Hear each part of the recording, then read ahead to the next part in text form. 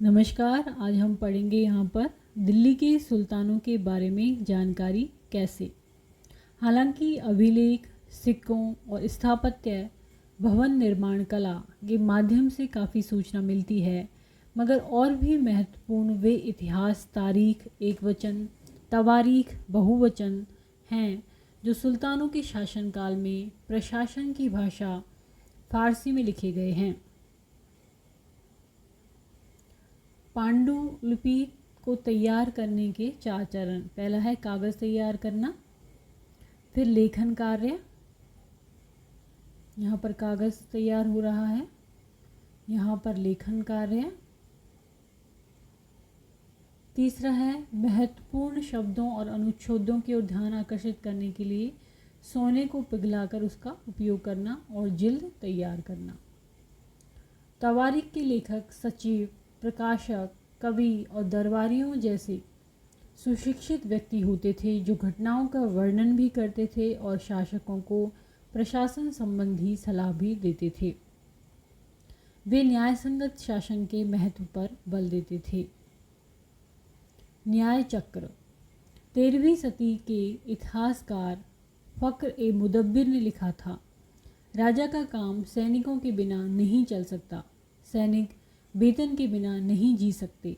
वेतन आता है तो किसानों से एकत्रित किए गए राजस्व से, मगर किसान भी राजस्व तभी चुका सकेंगे जब वे खुशहाल और प्रसन्न हो। ऐसा तभी हो सकता है जब राजा न्याय और ईमानदार प्रशासन को बढ़ावा दे। ये कुछ और बातें ध्यान में रखें। तवारीख के लेखक नगरों में, विशेषकर दिल्ली में रहते थे, गांव में शायद ही कभी रहते हों। दूसरा, वे अक्सर अपने इतिहास सुल्तानों के लिए उनसे ढेर सारे इनाम इकराम पाने की आशा में लिखा करते थे।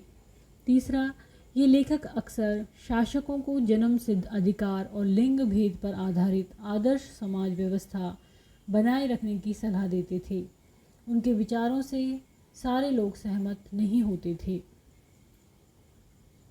जन्म सिद्ध अधिकार, जन्म के आधार पर विशेषाधिकार का दावा। उदाहरण के लिए लोग मानते थे कि कुलीन व्यक्तियों को कुछ खास परिवारों में जन्म लेने के कारण शासन करने का अधिकार विरासत में मिलता है।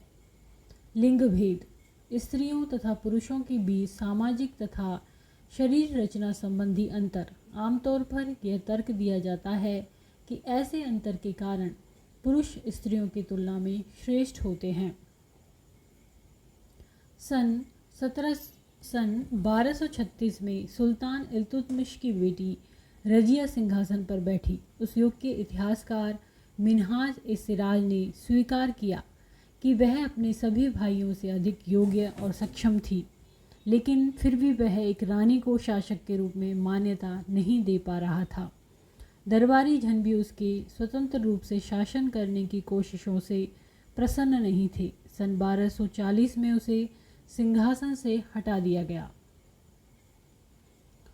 रजिया के बारे में मिन्हाज-ए-सिराज के विचार। मिन्हाज-ए-सिराज का सोचना था कि ईश्वर ने जो आदर्श समाज व्यवस्था बनाई है, उसके अनुसार स्त्रियों को पुरुषों के अधीन होना चाहिए और रानी का शासन इस व्यवस्था के विरुद्ध जाता था। इसलिए वह पूछता है, खुदा की रचना के खाते में उसका ब्यौरा चूँकि मर्दों की सूची में नहीं आता, इसीलिए इतनी शानदार खूबियों से भी उसे आखिर हासिल क्या हुआ। रजिया ने अपने अभिलेखों और सिक्कों पर अंकित करवाया कि वह सुल्तान इल्तुतमिश की बेटी थी। आधुनिक आंध्र प्रदेश के वारंगल क्षेत्र में किसी समय काकतीय वंश का राज्य था। उस वंश की रानी रुद्रम्मा देवी 1262 से 1289 के व्यवहार से रजिया का व्यवहार बिल्कुल विपरीत था। रुद्रम्मा देवी ने अपने अभिलेखों में अपना नाम पुरुषों जैसा लिखवाकर अपने पुरुष होने का भ्रम पैदा किया था। एक और महिला शासक थी कश्मीर की रानी दिद्दा, 980 से 1003। उनका नाम दीदी, बड़ी बहन से निकला है। जाहिर है प्रजा ने अपनी प्रिय रानी को यह स्नेह भरा संबोधन दिया होगा।